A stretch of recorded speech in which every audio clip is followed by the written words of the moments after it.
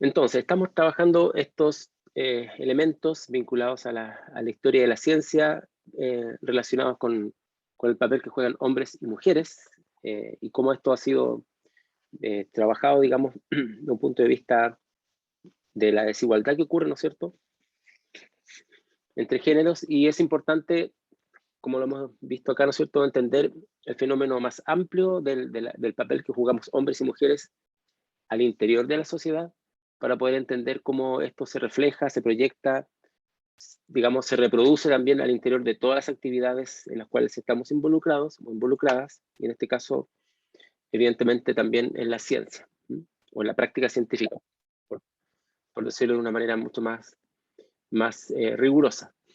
Y acá tenemos entonces varios elementos que hemos trabajado,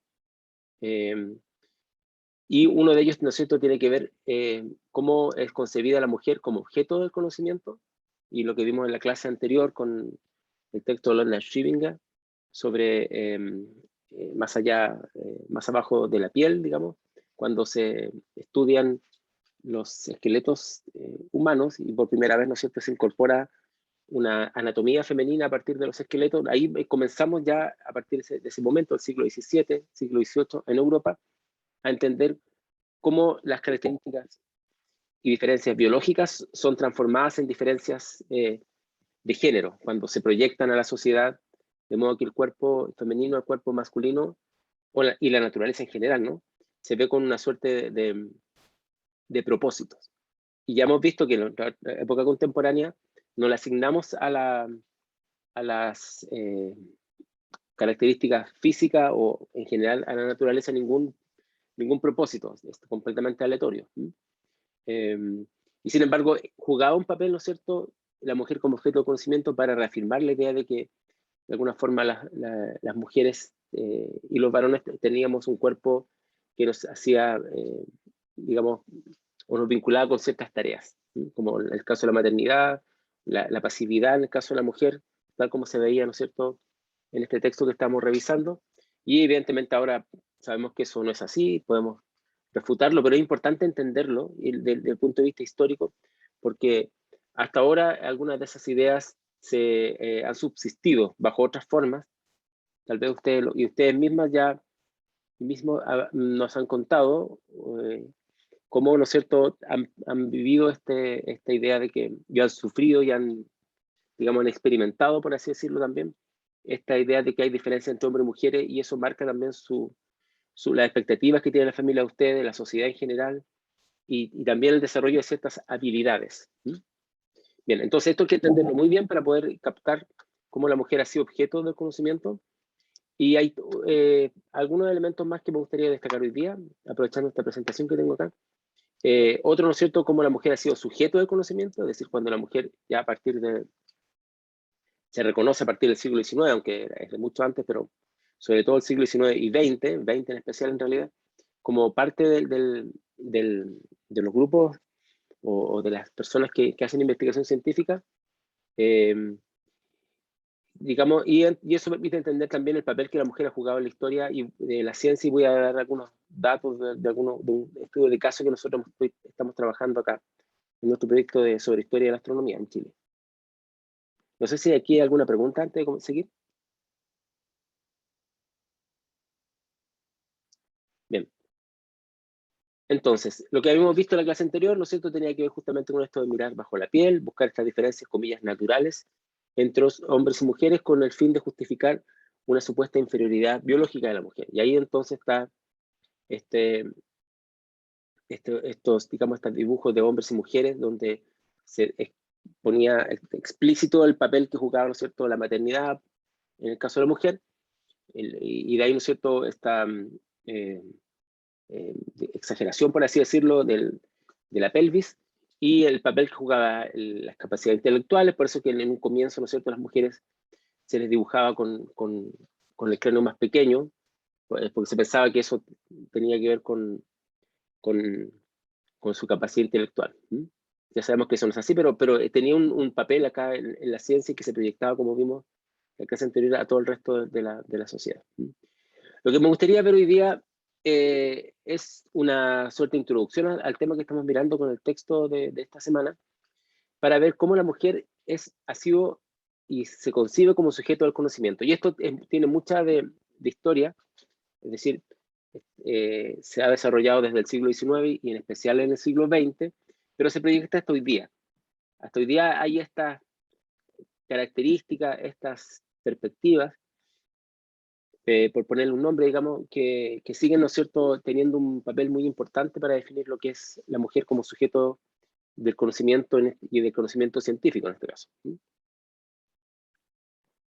Y en este sentido, hay tres puntos de vista que se han entendido para concebir la mujer como sujeto del conocimiento, según cómo se ha desarrollado principalmente, como ustedes se imaginarán, en Europa, que es el ámbito de estudio que nosotros usamos.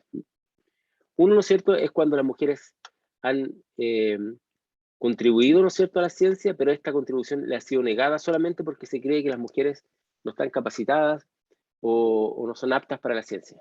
O sea, esta misma idea que hemos estado revisando, de que la mujer desarrolla, ¿no es cierto?, el espíritu maternal y ciertas actitudes, ¿no es cierto?, que la alejan de lo que pensaríamos el pensamiento lógico, por ejemplo, o la acción. Entonces también cuando las mujeres han enfrentado, digamos, este desarrollo de sus capacidades intelectuales para hacer un aporte a la ciencia, esto ha sido negado porque no se ve, digamos, no se puede creer que la mujer pudo haber tenido algún tipo de importancia, y más bien se buscan los varones que pueden haber estado detrás de esas contribuciones científicas. Que es como el caso que decía una compañera en la clase anterior, que cuando se sacaba buena nota en matemáticas, ¿no es cierto?, en algún momento el profesor o la profesora, ¿no es cierto?, le hacía repetir la prueba porque pensaba que estaba copiando. Es un poco lo mismo, en el fondo. Esta idea de que las habilidades lógico-matemáticas, ¿no es cierto?, son habilidades que más bien son masculinas. Por lo tanto, cuando la mujer reclama como suyas ciertas contribuciones científicas, se les niega esa contribución. No solamente porque se les niegue en el sentido de que no se quiera que ellas contribuyan al conocimiento científico, sino que porque se pensaba, y lamentablemente algunos todavía lo piensan, que la mujer no está capacitada para el desarrollo de esas ideas científicas. Entonces, lo primero, acá tenemos las mujeres cuyas contribuciones realmente existen y han sido negadas. Acá tenemos un caso bien paradigmático, que es Milena Maric, que es la primera esposa de Albert Einstein, y que, según las informaciones que nosotros tenemos hoy día, podría pensarse que es una coautora de la teoría de la relatividad, o por lo menos de las teorías que se publicaron en 1905. Ya, uno podría pensar que esto es simplemente como para instalar la idea de una mujer, ¿no es cierto?, al lado de un hombre, digamos, extraordinario como Albert Einstein. Otros podrían pensar que esto es simplemente para generar una suerte de justicia de género, donde no hay muchas contribuciones de las mujeres, pero hay varios elementos que nos permiten entender que sí uno podría considerar, como se está trabajando hoy día, en la idea de que es una coautora de la primera, digamos, teoría que elabora Albert Einstein hasta 1905. Después hay una separación de él, digamos, y por lo tanto esto ya no podría considerarse de esta forma, ¿no? Lo primero, ¿no es cierto?, que la historia nos dice que Milena Maric es una de las primeras pocas mujeres, o la primera que entra al Politécnico en Zurich, en Suiza, ¿no es cierto?, a estudiar ciencia. Su origen, digamos, no son suizos, ¿no? Y ella, ¿no es cierto?, es una persona que gracias a la confianza que tuvo su padre, entonces puede irse de su lugar de origen, ¿no es cierto?, a Suiza a estudiar en un politécnico, lo que llamaríamos hoy día, ¿no es cierto?, estudios científicos. Fue compañera de Albert Einstein, como compañera en el politécnico, ¿no es cierto?, y después ellos se casan. El periodo más clave acá, ¿no es cierto?, está antes de 1905, cuando Albert Einstein construye su teoría de la relatividad. ¿Por qué ese periodo es relevante? Porque la carrera académica tradicional, ¿no es cierto?, europea, es tiene todo un recorrido, y ese recorrido es que una persona sea ayudante, ¿no es cierto?, que trabaje con un profesor, normalmente eran varones, ¿no es cierto?, por ejemplo, en un laboratorio, en fin, que se integre al equipo y que haga una carrera al amparo o a la sombra de una gran figura. Y eso significa estar en instituciones científicas de relevancia, etc. Lo que hace Albert Einstein es toma una posición completamente marginal, por así decirlo, es decir, no está dentro de los espacios, digamos, centrales de producción del conocimiento de la física, ¿no es cierto?, en su tiempo, y se va a trabajar, ¿no es cierto?, a Berna, que es la capital de Suiza, que es una ciudad muy pequeña, como en una oficina de patentes, que lo que hacen es aplicar sus conocimientos de la física, principalmente, y otras áreas científicas, para, ¿no es cierto?, determinar si un invento que le están presentando, ¿no es cierto?, efectivamente tiene un contenido o una estructura científica, ¿no es cierto?, o tecnológica, que haga o que permita entender que ese invento, digamos, funciona. Entonces, ese es el trabajo que hacía Albert Einstein, tiempo completo, ¿no es cierto? Durante el tiempo que él estaba trabajando en su teoría, Milena Maric es la persona que le recopila la información, porque como ustedes sabrán, para que uno pueda elaborar un trabajo científico necesita manejar mucha cantidad de información de otras personas que están trabajando en el tema, digamos. Entonces ella va a la biblioteca, le recopila la información. Ahí uno podría pensar que sería como su ayudante, que es un poco lo que se ha dicho, ¿no?, que Milena Maric es su ayudante. Entonces hasta ahí nos podríamos quedar con la típica idea de la mujer, ¿no es cierto?, y volvemos un poco atrás, ¿no es cierto?, esta idea de que se niegan sus contribuciones científicas, que ella sería simplemente una ayudante del gran Albert Einstein. Ahora, ¿dónde está el lugar, digamos, o la empiria, en términos historiográficos, para poder, de alguna forma, afirmar que Milena Maric es coautora y no simplemente una ayudante de Albert Einstein? Por supuesto, todo lo que son los trabajos, digamos, hechos en parejas, esto es como el matrimonio Curie, ¿no es cierto?, en Francia, no los podemos saber porque no podemos saber lo que conversaron, digamos, porque no quedó ningún registro. Pero el registro que nosotros tenemos es el registro de las cartas que ella dejó y sus diarios de vida. Ahí está un registro de cómo iban avanzando la teoría, cómo iba ella trabajando la teoría, y cómo algunas de las ideas que después pasan a ser parte de la teoría de la relatividad, ella la discute. Hay unas cartas que ella le envía a amigas, donde, ¿no es cierto?, aparecen estas menciones que uno podría ir descubriendo, pero sobre todo son los diarios que ella dejó. El problema es que sus diarios de vida, digamos, fueron descubiertos, y sus cartas también, después de su muerte, porque ella nunca quiso en vida ni dar entrevistas, digamos, ni opacar de alguna forma la figura de Albert Einstein con algún tipo digamos, que se viera como una crítica, digamos, a él, porque la separación fue bien compleja, digamos, y el alejamiento de Albert Einstein de sus hijos, que los dejó, ¿no es cierto?, con ella, digamos, y después se va a Berlín, y después Albert Einstein termina en Estados Unidos, como ustedes sabrán. Entonces, uno cuando mira las cartas, cuando uno estudia los diarios de vida, puede irse dando cuenta, ¿no es cierto?, cómo iba elaborando el contenido científico, que después terminó, ¿no es cierto?, en la publicación de 1905. De hecho, el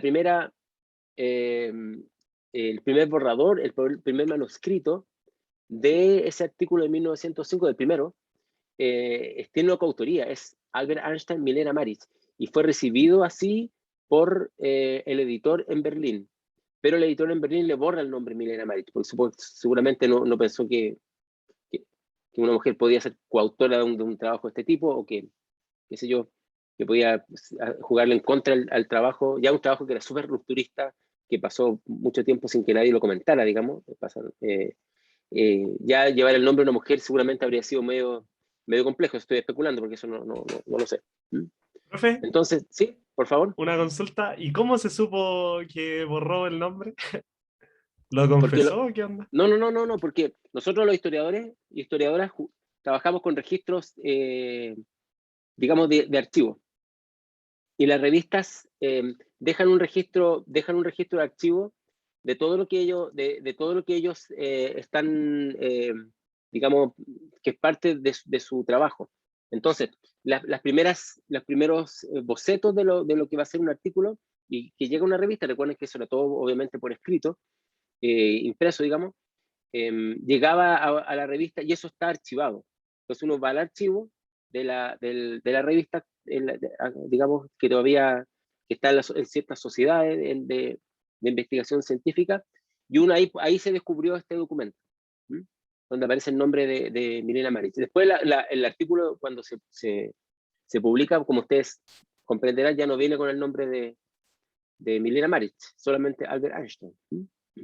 Y por eso Ok, nosotros gracias. lo sabemos. ¿M? Ok, me perdí con la... Espera un poquito. Acá está. Ya.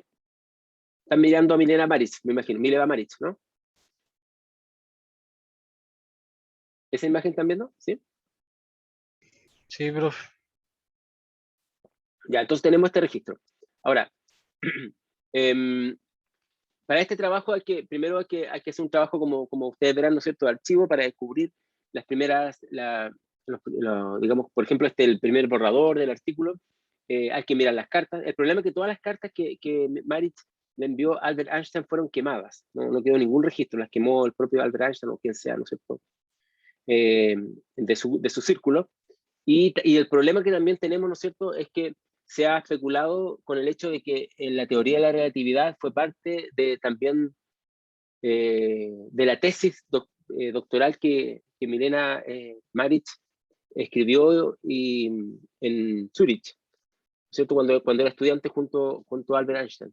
Pero el problema es que esa tesis, por razones misteriosas, que daría para teorías conspirativas, de la cual yo no me hago cargo porque como historiador no puedo participar, aunque son entretenidas, de las teorías conspirativas, porque nosotros buscamos empiria, digamos.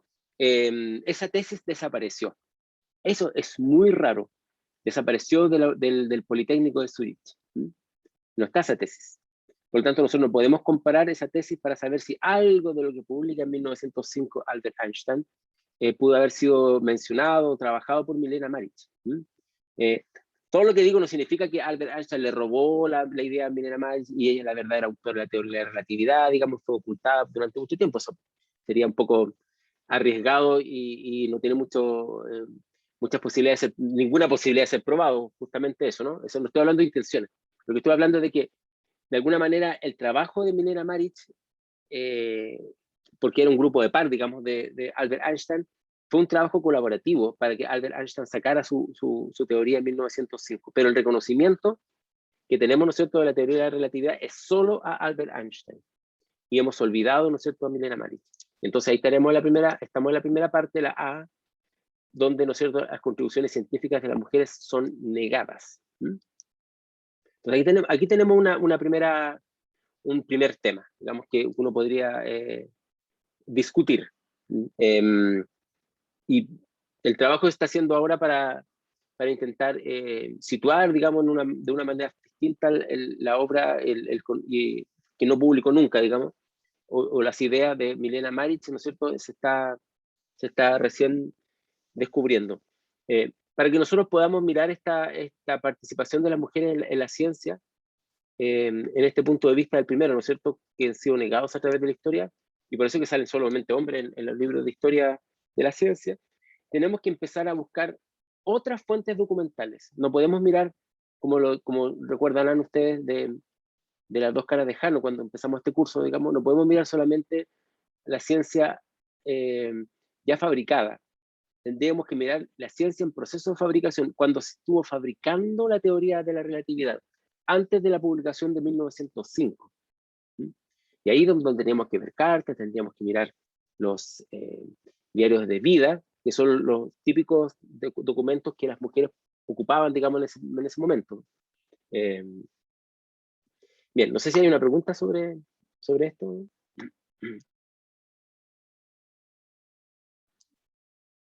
La historia de Milena Maric es bien interesante, bien trágica también, ¿no?, al mismo tiempo. Y como la historia de ella, hay muchas más historias de mujeres cuyo conocimiento, cuyo aporte científico han sido negados. No los vamos a mirar acá porque no tenemos tiempo para para mirar más casos, porque este curso es un curso panorámico, que hay muchos temas, no solamente el tema de ciencia y género, que le hemos estado dando unas semanas de atención, pero podríamos pensar en otras biografías que nos muestran lamentablemente muchas similitudes con el tema que hemos estado viendo acá de Milena Maric. Ya, entonces tenemos lo primero, mujeres cuyas contribuciones científicas han sido negadas. Después, el segundo punto es el acceso limitado de las mujeres en las actividades científicas. Lo vamos a ver acá con datos cuando miremos también dónde están trabajando las científicas, por ejemplo, en Chile, en fin, en la actualidad. Esto tiene que ver con el hecho de que al pensarse que las mujeres tienen una habilidad más desarrollada que otras, ¿no es cierto? Se limita el espacio de las mujeres a ciertas áreas. Por ejemplo, es muy común que las mujeres estudien más biología de lo que estudian los varones, o ciencias ambientales, vinculado a temas medioambientales, también hay más mujeres, y eso lo habíamos comentado en la clase anterior. Pero hay menos mujeres, por ejemplo, en áreas como vinculadas con la física y la matemática son menos. Pero muchas más mujeres, como ustedes también lo habrán visto, pueden existir en ámbitos pedagógicos asociados a la ciencia. O sea, ahí se equipara un poco más hombres con mujeres. Pero cuando nos pasamos a las ciencias básicas, vinculadas con las matemáticas, con la física, con la mecánica, en fin, aparece, ¿no es cierto?, la física, aparecen más varones que mujeres, ¿no es cierto? Eso no significa, esto es una discusión bien larga en todo caso, porque se ha hecho harto, digamos, se ha mirado esto con harta detención, digamos, este tema. No significa que las mujeres le estén arrebatando o la posibilidad de que, o arrebatando, no le estén impidiendo entrar, por ejemplo, que no puedan matricularse en física, que no puedan matricularse en matemática. En este momento no, por supuesto, no es así. Sino que lo que tenemos que mirar, y eso es lo más difícil de entender, lo que tenemos que mirar es cómo antes de que hombres y mujeres den pruebas para entrar, ¿no es cierto?, a la universidad, o al momento de hacer una postulación, digamos, se desarrollan ciertas expectativas de lo que debería ser un hombre o una mujer, de la dificultad que podría tener estudiar una u otra carrera. Ustedes mismos y mismas dijeron que recordaban, digamos, que en una familia X a la hermana le decían, no, será muy difícil esta carrera cuando tenía que ver con una carrera científica, digamos, y al varón no le decían nada porque se suponía que va a tener que enfrentar eso. Ese es el tema. Entonces, por eso es que es difícil entender dónde están jugándose las diferencias entre hombres y mujeres, cuando en nuestra sociedad contemporánea, afortunadamente, no hay límites de acceso para las mujeres y para los hombres, digamos. Entonces los límites vienen de otro lugar. Y eso es lo que hay que tratar de captar. ¿Aquí hay una pregunta? ¿O alguna? Victoria habla de Mary Shelley, ¿no es cierto?, que una escritora, ¿no es cierto?, que le roban el crédito del libro Frankenstein, porque obviamente una mujer se pensaba que no podía escribir eso, y eso en el área de la literatura, ¿no es cierto? Y también pasa con más de una autora que tuvieron que escribir con nombres masculinos. Si no le publicaban, como el caso de ella, o le publicaban el caso de ella lo publican con nombre del esposo. ¿Vieron la película? Hay una película en Netflix sobre su vida, que salió este año, ¿no? Si no la han visto, la pueden buscar, porque es bien buena, creo yo. Bien. Entonces, nos volvemos al Power. Un momento, porque creo que no sé cuál también, porque tengo varios abiertos. Abrí muchas ventanas. Están viendo, disculpa que les pregunte esto, porque me imagino que estará esta, ¿no? La mujer como sujeto de conocimiento, están viendo esta Power, esta slide, ¿sí? Sí, Ok, ya. Bueno, siempre estoy preguntando esta cuestión, pero que nunca debiera abrir menos el ventana, para saber que tengo una sola Power abierta, pero tengo como 5.000 cuestiones abiertas, ya, bueno. Entonces, tenemos el acceso limitado a las mujeres en la actividad científica, lo vamos a mirar ahora, pues, más tarde, con algún tema vinculado a ciertos números que uno podría ver.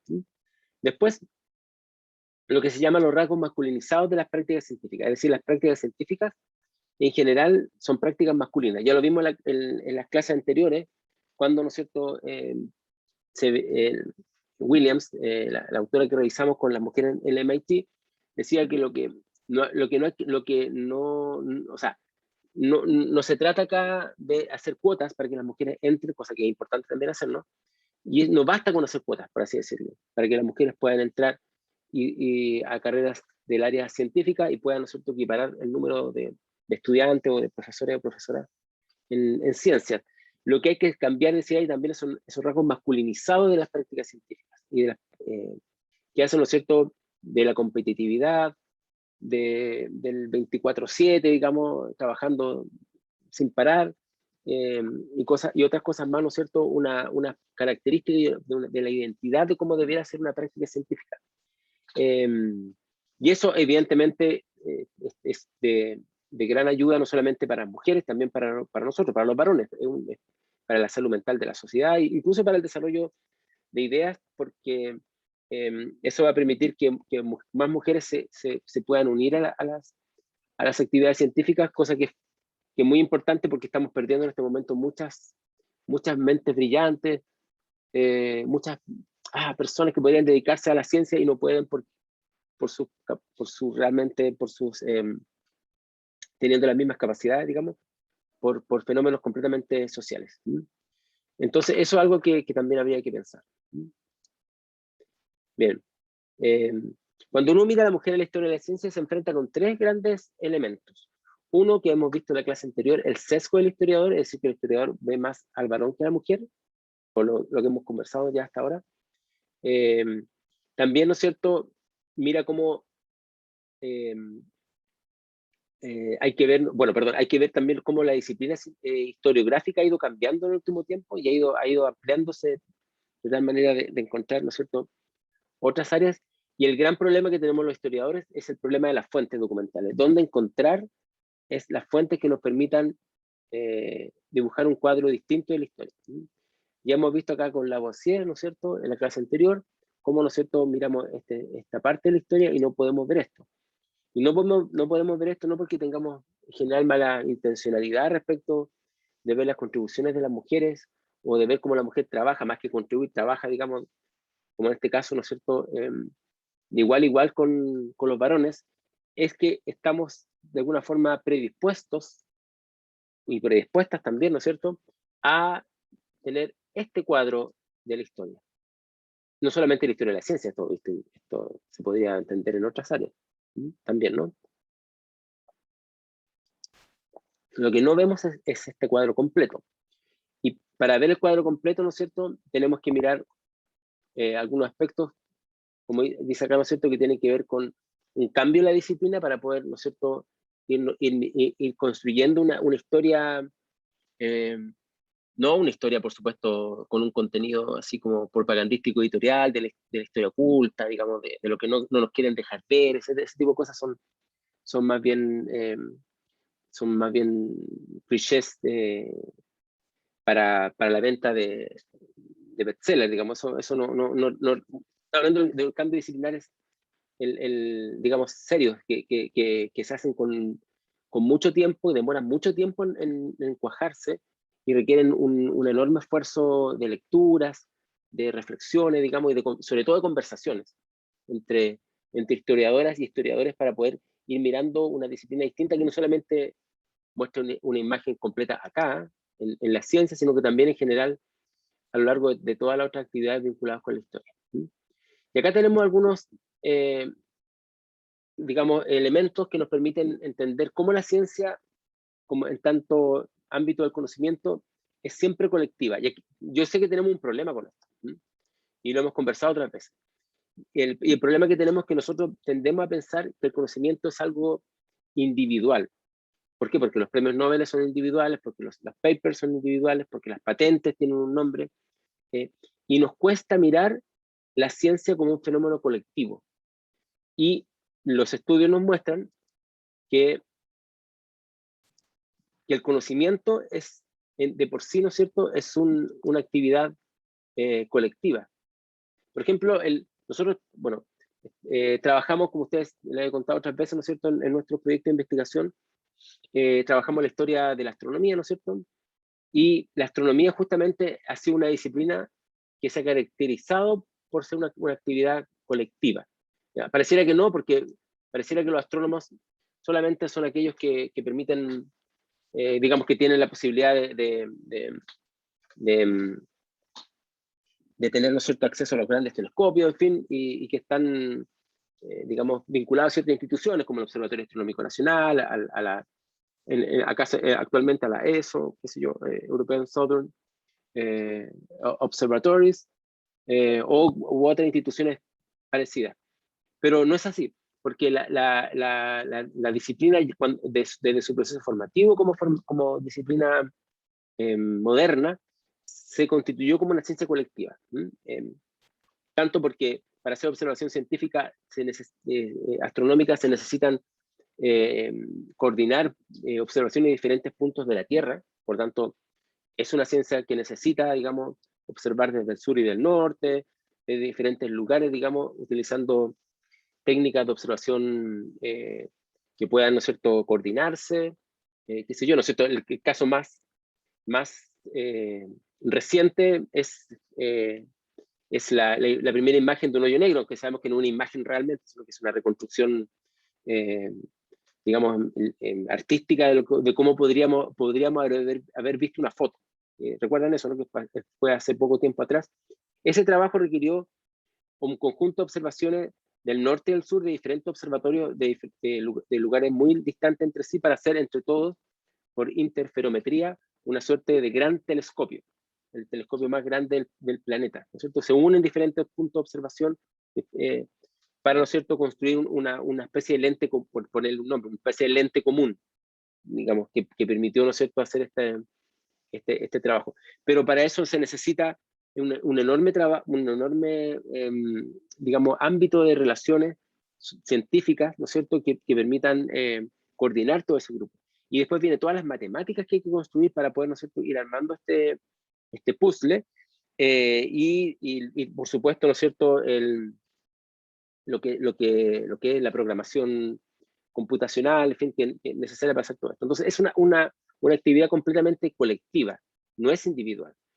Y cuando uno mira las actividades colectivas, ¿no es cierto?, vinculadas a la historia de la astronomía, ¿no es cierto?, puede ver, por ejemplo, que en el siglo XIX el 14% de las mujeres en Alemania se dedicaban a la astronomía. ¿Por qué esto no ocurrió tanto en Chile?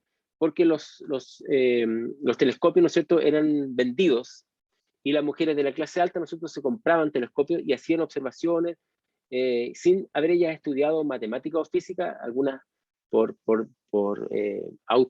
digamos, educación, y algunas porque eran hijas o esposas de matemáticos y astrónomos, ¿no es cierto?, están también participando en lo que es la ciencia colectiva de la astronomía. No me voy a meter en los detalles de esto, pero solamente para mencionar. Donde sí se ve, ¿no es cierto?, un trabajo documentado de mujeres, ¿no es cierto?, a principios del siglo XX en la astronomía, ¿no es cierto?, es en el observatorio de Harvard College, pero es algo que también va a ocurrir en Chile y en muchos lugares del mundo. ¿Sí? Y esto tiene que ver, el grupo, digamos, de Harvard, de Pickering, tiene que ver con el hecho de que la astronomía va a cambiar en el siglo XX y van a hacer la astrofísica que es también ya del siglo XIX, pero se va a desarrollar con fuerza en el siglo XX. Y la astrofísica que se dedica, ¿no es cierto?, al estudio de la composición de la luz, ¿no es cierto?, necesita un tipo de observación muy distinta al que se tenía antes, cuando había una astrometría que permitía, ¿no es cierto?, o que estudiaba la posición y la distancia de los astros. Cuando se empezó a estudiar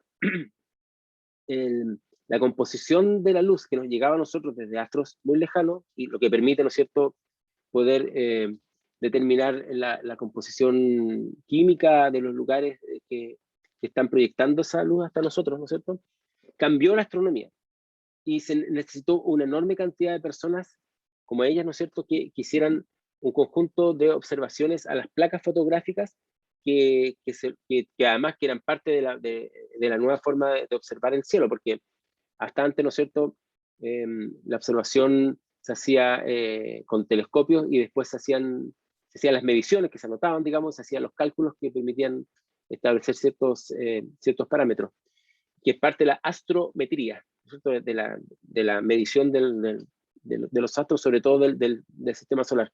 Pero cuando nace la astrofísica, ¿no es cierto?, fue necesario que se analizaran una enorme cantidad de datos y que se hiciera, ¿no es cierto?, un conjunto de observaciones también de las placas fotográficas. Ahí tenemos una foto de Harvard, donde las mujeres están trabajando en este observatorio, ¿no es cierto? Si no hubiese sido por este tipo de tareas, no hubiesen necesitado tantas personas que trabajaran. Vamos a ver después por qué contratan a mujeres y no a hombres, digamos, en estas tareas. No sé si acá hay alguna pregunta. ¿No? Ya. Aquí tenemos argumentos que vamos a ver acá que para el caso de Chile también se dan de por qué se van a contratar mujeres a principios del siglo en la astronomía, ¿no es cierto? Volviendo atrás, si nosotros miramos la historia que conocemos, ¿no es cierto?, de la astronomía, vemos eso, vemos varones solamente. Vemos a los astrónomos que cuando uno mira, por ejemplo, este libro de la historia del Observatorio Astronómico en Chile, por ejemplo, ve solamente hombres, no ve mujeres. Vamos a ver que después esto lo podemos mirar con una perspectiva distinta, ¿no?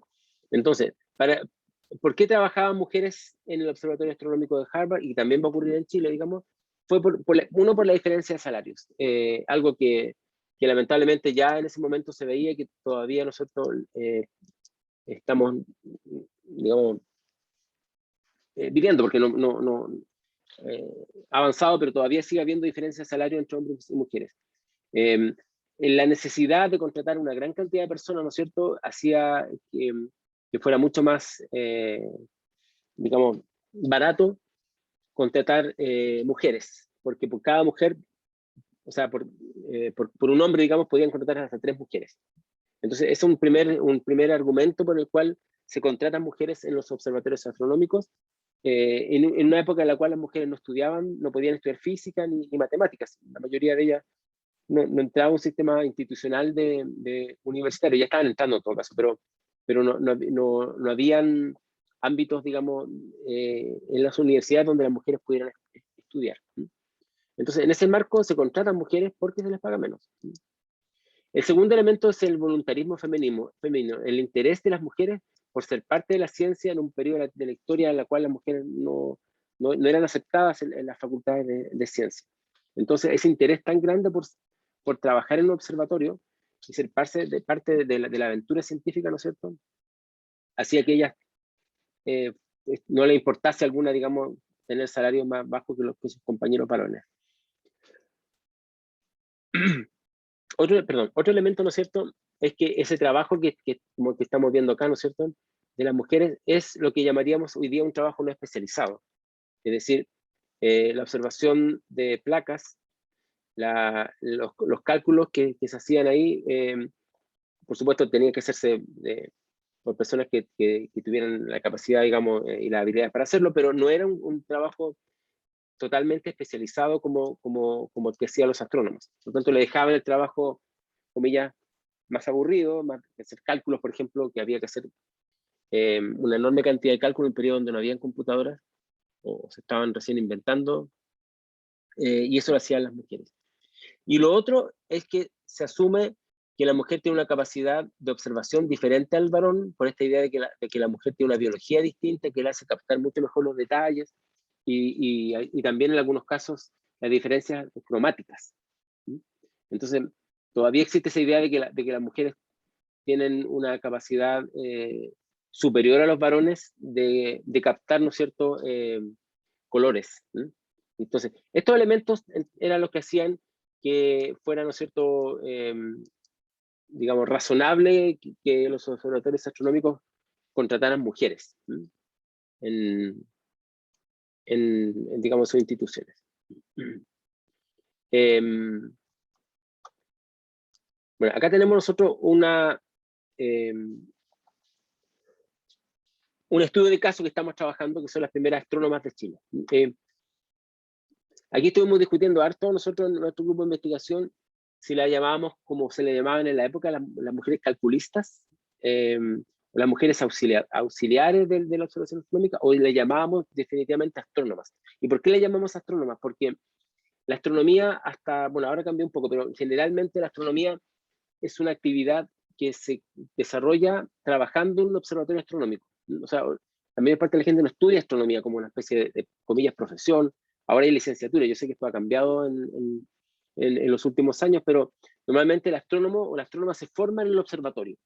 Por lo tanto, si una persona estudia matemáticas, ya sea o física porque estudia en la universidad, ingenierías, o como el caso de la Universidad de Chile a comienzos del siglo XX, o porque estudió como el caso de algunas de estas mujeres que vamos a ver en Chile, con su padre o su hermano o su esposo, y después pasa a trabajar al Observatorio Astronómico Nacional, se transforma en un astrónomo igual que si hubiese sido un varón que hubiese estudiado, ¿no es cierto?, en la universidad. Porque la práctica de observar los cielos con los instrumentos y hacer cálculos, digamos, posteriormente, es lo que formaba a los astrónomos. Por lo tanto, si llamamos a los varones astrónomos porque hicieron esa tarea de hacerse astrónomos en el observatorio, también debiéramos llamar a las mujeres que hicieron lo mismo, de esa misma manera. Entonces, por eso nosotros llamamos, que son estas son las primeras astrónomas que hay en el país. Una de las preguntas que hemos estado tratando digamos, de responder acá es cómo poder mirar el cuadro completo. Cómo poder mirar el cuadro completo donde aparecen tanto hombres como mujeres. Si uno se va al lado de la cara de Jano, como vimos nosotros en el curso con la lectura de Bruno Latour, de lo que conocemos, de la ciencia elaborada o después del cierre de la caja negra, ¿no es cierto? Vamos a ver solamente varones. Vamos a ver varones, no vamos a poder encontrar ningún rastro de alguna mujer que hubiese estado haciendo una práctica, digamos, como astrónoma en el observatorio. Una manera de tratar de abrir esta caja negra es lo que se llama, ¿no es cierto?, en la historia de la ciencia, el estudio de las controversias. Cuando hay un conflicto entre científicos, ¿no es cierto?, y mientras más amplio sea el conflicto, o sea, que participa la prensa, que participa en este caso, vamos a mirar, se hace un sumario, que participa el Poder Judicial o cualquier otro ámbito lejano a la ciencia. Esto permite entonces poder ir descubriendo qué es lo que estaba ocurriendo, ¿no es cierto?, al interior de esta caja negra.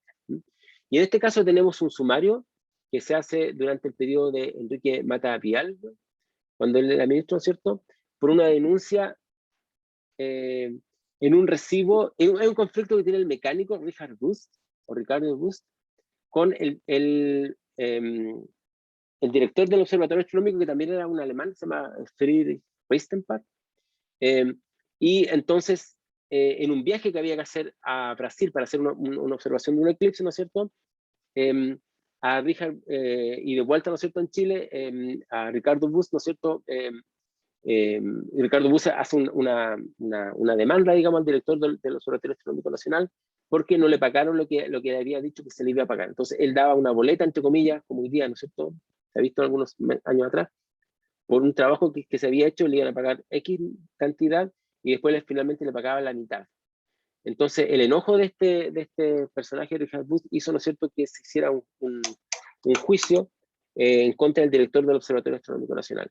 El contexto de esto también estaba dado, ¿no es cierto?, por el traslado del Observatorio Astronómico a Los Tejos, al sur de Santiago, ¿no es cierto?, y que era el momento en el cual esto ocurre. Entonces, se hace un sumario administrativo a Federico Ristenpark, que era el director del Observatorio Astronómico Nacional en la época, y ese sumario administrativo, que es este que está acá, ¿no es cierto?, es lo que nos permite entender algunas cosas que estaban ocurriendo al interior del Observatorio Astronómico Nacional, que aquí está con la sigla OAN, Observatorio Astronómico Nacional.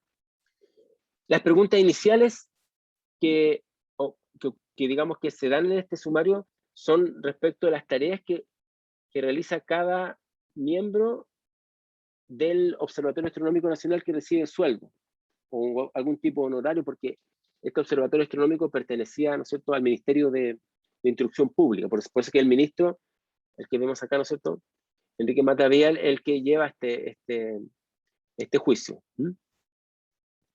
Y en este juicio se descubre que había mujeres trabajando en el Observatorio Astronómico Nacional. Y entonces nosotros lo que nos preguntamos en este trabajo, digamos, es primero, ¿cuántas mujeres estaban trabajando en este periodo en el Observatorio Astronómico Nacional? Que no sabíamos, ¿no es cierto? Bajo qué condiciones de trabajo, qué actividades desarrollaban, ¿no es cierto? Y cómo de alguna forma se invisibilizaba o visibilizaba su trabajo. Entonces, esas son las preguntas iniciales que nos hicimos como parte de nuestro proyecto de investigación. Y para eso entonces contamos con un conjunto de documentos, ¿no es cierto?, que son los siguientes. Están primero el sumario, que tiene un expediente, que está en el Archivo Nacional de Chile, y uno lo puede ir a pedir, y nosotros digamos, lo leímos y lo fotografiamos, y este es un reclamo, ¿no es cierto?, contra el director del Observatorio Astronómico Nacional, hecha por Ricardo Rust, que era el mecánico, porque le había pagado no como habían convenido, digamos. También están las memorias del Observatorio Astronómico Nacional, que son las que le envía al ministro, donde da cuenta de la actividad realizada, las publicaciones científicas de los astrónomos, después la nómina del personal que trabajaba, ¿no es cierto?, en el observatorio, que aparece como parte del personal que era pagado por el Ministerio de Instrucción Pública, que era el ministerio con el nombre anterior que tenía el del día Ministerio de Educación.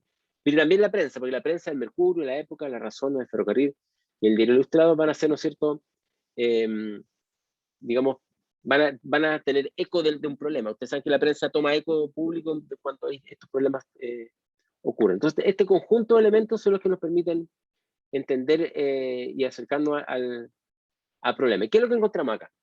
Primero, en la sección Astrofotografía de 1909 habían 4 mujeres, y algunas incluso trabajaron hasta 1911.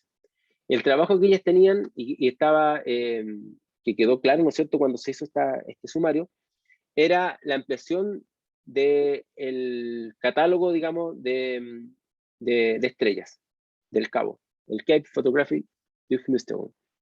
Y también, ¿no es cierto?, la elaboración de fotografías para las conferencias astronómicas. Este es un momento en el cual, con Ristenpark, como director del Observatorio Astronómico Nacional, a principios del siglo XX, es un momento en el cual se está dando mucha énfasis publicitario a lo que es la astronomía, porque eso se sabía, ¿no es cierto?, y lo sabemos hoy día, permite que la gente valore la disciplina y esté dispuesta, ¿no es cierto?, a apoyarla económicamente para que siga subsistiendo, una disciplina cara. Entonces, eso es lo que hacían las mujeres.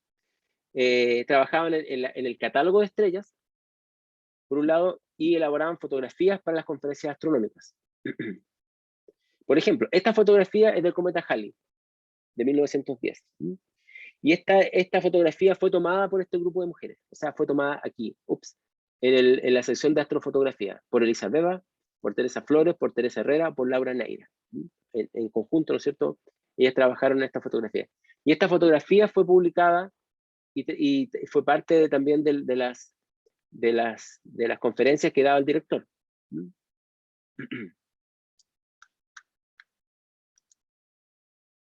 Después, hacia 1910, ¿no es cierto?, la sección de astrofotografía va a aumentar porque las tareas son cada vez más grandes, ¿no es cierto?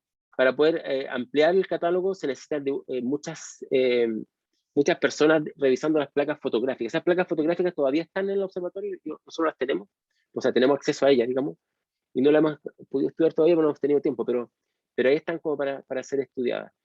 Y esto permitió, ¿no es cierto?, construir lo que se llamó el catálogo de Santiago, porque los catálogos astronómicos se hacen del lugar donde se hace el conjunto de observaciones, y es en el fondo el catálogo que permite, ¿no es cierto?, hacer la observación de los astros que están disponibles en los cielos, en este caso los cielos del sur. Y había un catálogo en Córdoba, en Argentina, y este catálogo de alguna forma complementaba estos catálogos de estrellas del hemisferio sur. Está la fotografía del cometa Halley y nuevamente la ampliación del catálogo global del Cape Photographic Diagnostic. Y acá tenemos, ¿no es cierto?, la primera fotógrafa, Elisa Beba, que tiene los mismos apellidos de los astrónomos que trabajaban ahí. Entonces, lo más probable es que hayan sido parientes. Teresa Herrera, Laura Neira, Luz Banda, que era dibujante, Cristina Kruger, que era la dibujante, Esther Maureira, Juana Giannini y Elena García. Solamente tenemos los nombres de ella, no tenemos ninguna fotografía, lamentablemente, y hemos tratado de Profe, contactar a los familiares, pero no hemos tenido suerte, ¿sí? ¿qué hacía Olga de Cerres? Que no sale. No sabemos bien, porque si no, no tenemos las tareas, no sabemos bien qué hacía, porque esos son los documentos, y los documentos ponen los nombres de las personas que trabajaban y a veces no le ponían la actividad que realizaban. Mm, Y recuerda que estos documentos que estamos revisando son, no voy a poder volver para atrás, es esta, ¿no? Este reclamo, este expediente, el sumario que le hacen al director. Y ahí es donde aparecen claro. estos nombres. ¿Y cómo auxiliar? ¿Qué hacía? ¿A qué se refieren con eso? ¿Como Lo más ayudar probable a es los que, dibujantes? sí, lo más probable es que llevara, claro, que ayudara, ¿no es cierto?, con las tareas de los que decía los dibujantes, en fin. No son tareas de limpieza en todo caso, no, porque eso no aparecen acá, sino que más No, no, bien no. auxilian las mismas tareas de la observación. Por eso tiene ese No, nombre. no, me imaginaba quizás así como la que maneja el observatorio mientras el otro mira, una cosa así. No sé si Claro, me explico. sí, no, está bien. Sí, lo que pasa es que muchos de las observaciones las hacían los varones. Los varones son los que se quedaban en la noche observando y sacaban después un conjunto de datos. Y esos datos eran los que trabajaban después las mujeres durante todo el resto de la semana o del mes, no sé.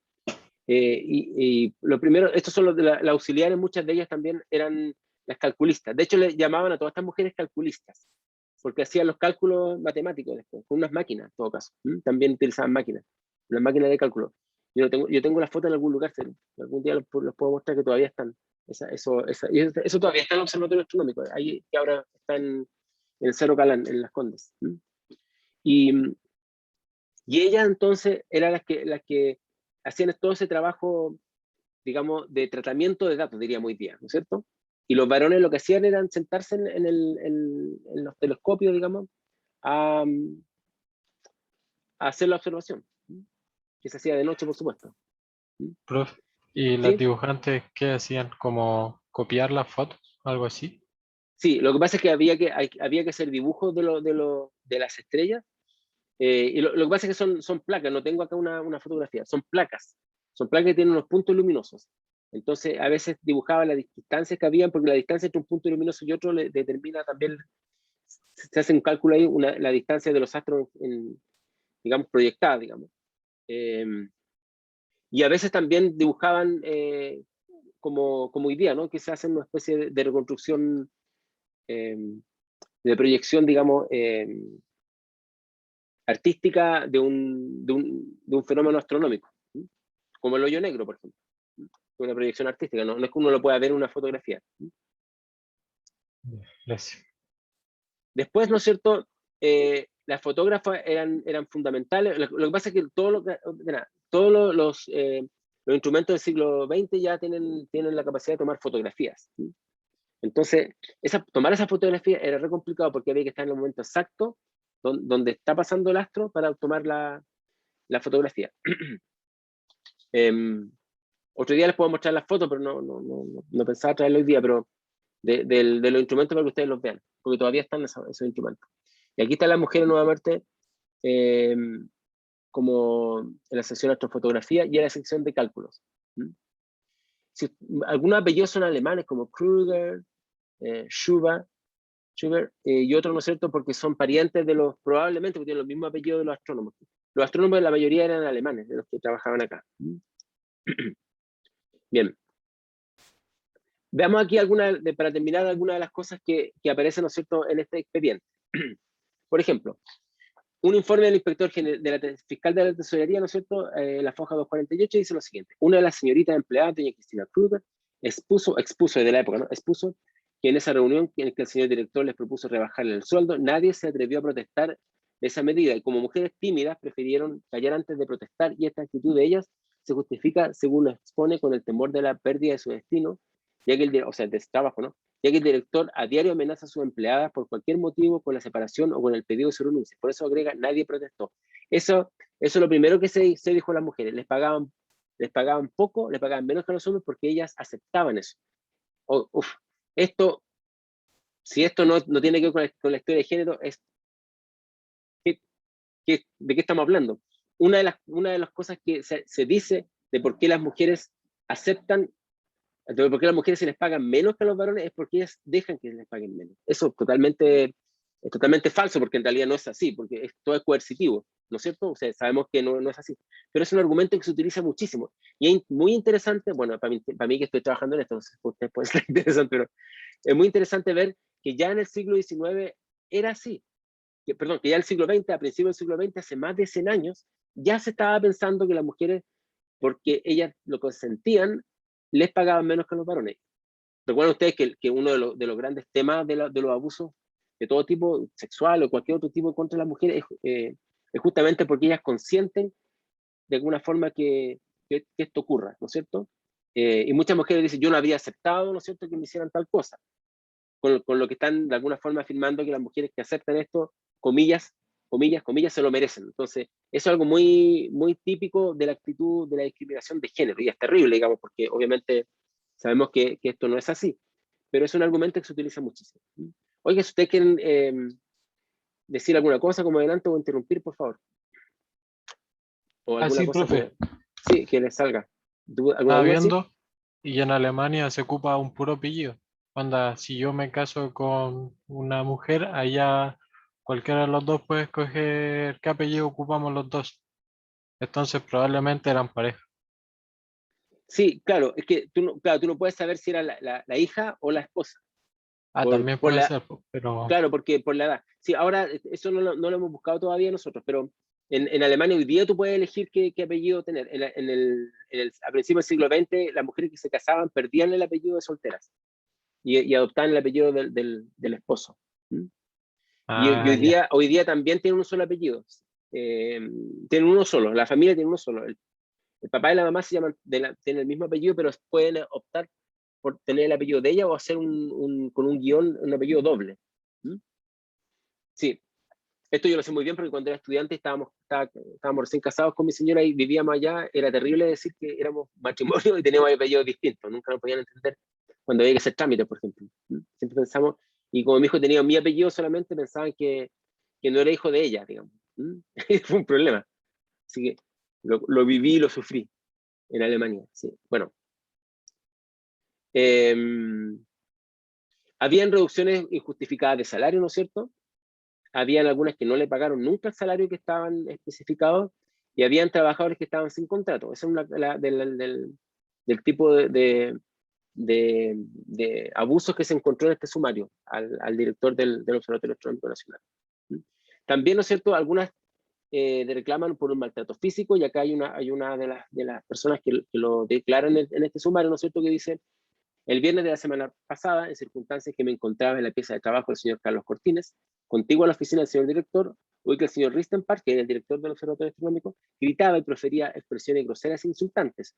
Un instante después oí mezclado a los gritos del director llanto de mujer en tono de tal desesperación que me disponía a entrar en esa oficina en el mismo instante que se abría la puerta y salía anegada en llanto la señora Dolores Fernández, seguida del director, quien gritando siempre de la forma más descompuesta, impulsaba a la señora a salir fuera de la oficina poniéndole las manos crispadas casi sobre la cara.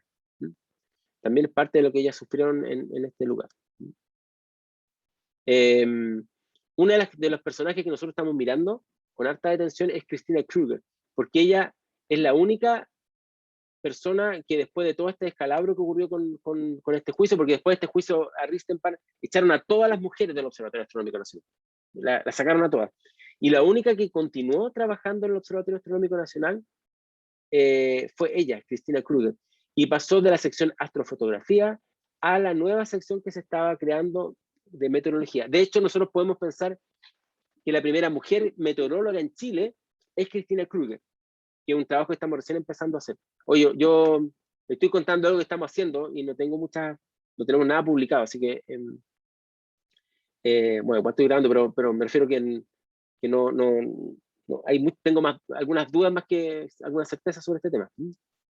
Bueno, entonces, en síntesis, con este caso podemos ver que algunas mujeres estaban contratadas por decreto y cumplieron tareas sin contrato, que los descuentos de sus remuneraciones se asignaban para otros gastos como el pago de trabajadores sin contrato, que se les obligaba a firmar recibo de salario en blanco, que algunos no tuvieron noción de cuánto era el salario que les correspondía por decreto, porque el decreto decía, ¿no es cierto?, cuál era el sueldo que tenían que recibir.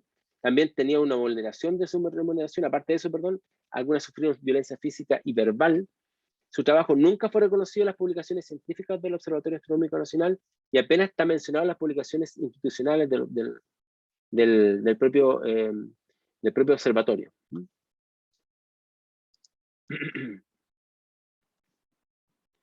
Bueno, no tenemos fotografías de ella, tenemos sus nombres como dije. Pensé que estaba proyectando. Y esto es un trabajo, como dije, que estamos haciendo. No tenemos un nombre y tenemos esto. Esto es el único registro que tenemos. Esta fotografía nosotros estamos seguros que la hicieron ellas. Tenemos esa certeza, que es la fotografía del cometa Halley.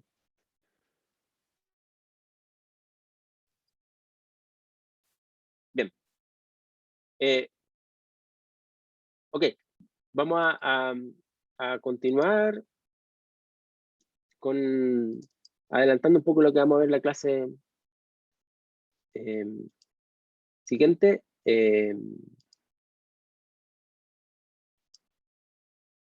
Ya. Vamos a mirar, como nunca sé qué están viendo, no tengo idea, están viendo, esto dice que ciencia y género, ¿están viendo eso? Sí. Ok. Bien, vamos a mirar, no sé si tengo una pregunta antes sobre este caso, porque igual es entretenido, pero no tengo mucha más información que la que le acabo de contar. Son trabajos en ejecución. Como dicen los periodistas hoy día, es,